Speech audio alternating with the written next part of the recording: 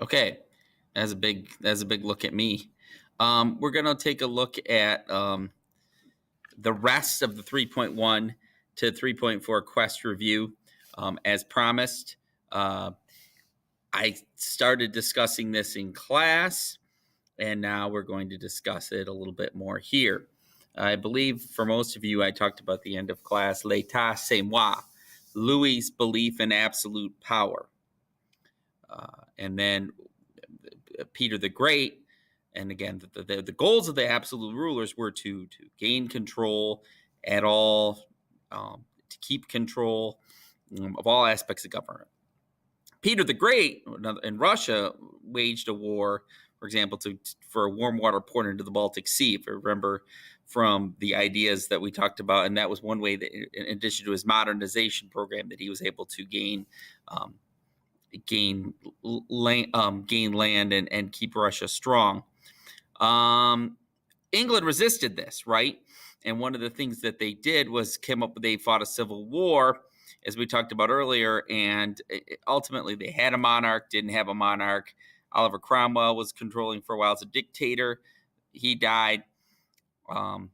They brought another king in who was Catholic. That wasn't happening. So they ultimately decided on a limited or constitutional monarchy. Remember the Glorious Revolution, where James II had to abdicate or step aside because he was Catholic. William and Mary come in; they had to agree to the English Bill of Rights. So a limited or constitutional monarchy. The idea of popular sovereignty. The idea that government derives from the people, the consent of the people being governed. This idea would be mainly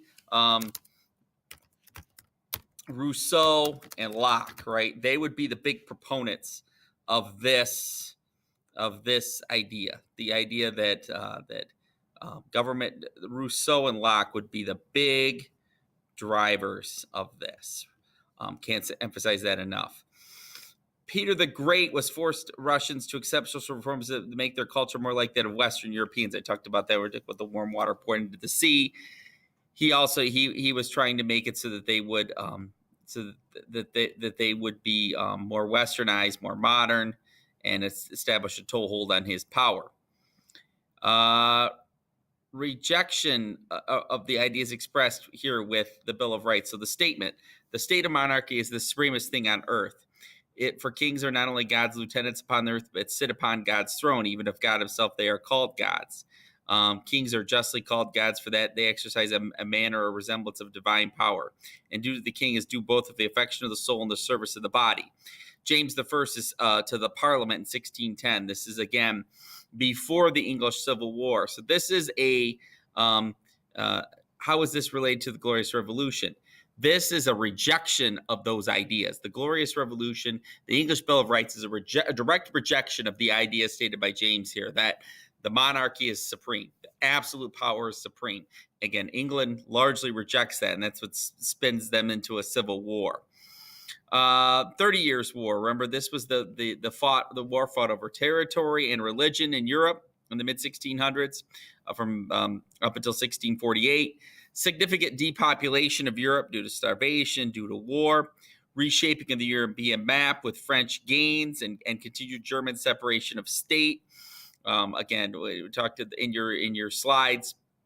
You have a slide that talks about the provisions of the Treaty of Westphalia, the Peace of Westphalia.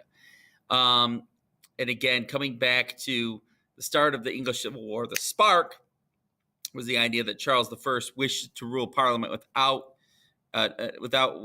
over dispute on tax increases to fund the war. He said, "I'm going to go ahead and do this anyways. Screw you, Parliament." And Parliament was like, "Okay, we're going to have a war over this," and we're going to led by Oliver Cromwell.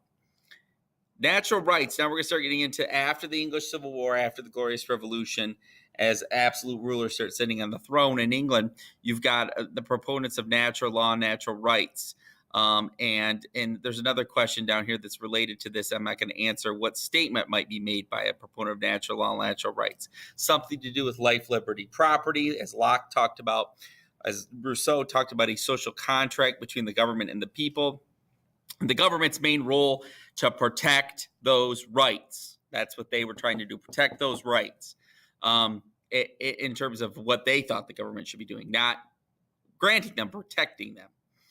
Hobbes had a little different view. He's like, well, the government needs to be strong and we need an absolute power. The only way to erect such a common power as may be able to defend themselves from the invasion of foreigners is to confer all their power and strength upon one man, or the assembly of men. They may reduce all of their wills, the plurality. So too many voices leads to a weaker government, according to Hobbes. I'm going to skip down to another Enlightenment thinker talking about who influenced the Declaration of Independence. Hold the truth as self-evident. Again, stealing with inalienable rights, life, liberty, and the pursuit of happiness. Who was this? Remember, we talked about this. So Jefferson adopted directly from the ideas of John Locke and the two treatises of government, life, liberty, and property, and changing that. We adopt the capitalist system in the United States. That capitalist system starts in Britain, the idea of a laissez-faire. Manufacturing and commercial monopolies owe their origin not to a tendency of naturally found in a capitalist economy, but to government intervention policy directed against free trade and laissez-faire. So which one of the Enlightenment thinkers would be reflected here? It would definitely be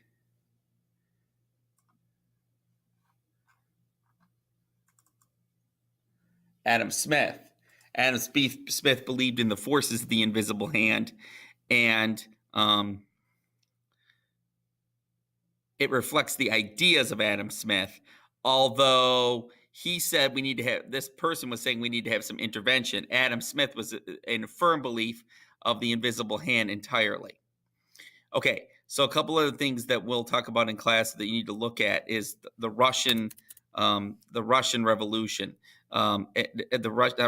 Russian Revolution, or the essay question and the rise of Russia, and how these documents reflect the fact that Peter the Great and Catherine the Great's use of absolute power was used to shape Russia. So look at the way they dressed, look at the extension of land, look at all those factors and other things that Western dress, Russian Empire shall be, and how they extended their domain.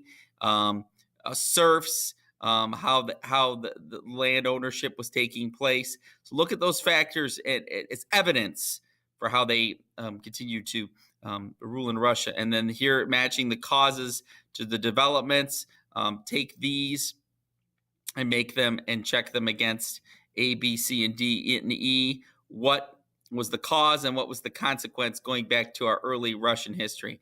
And then use your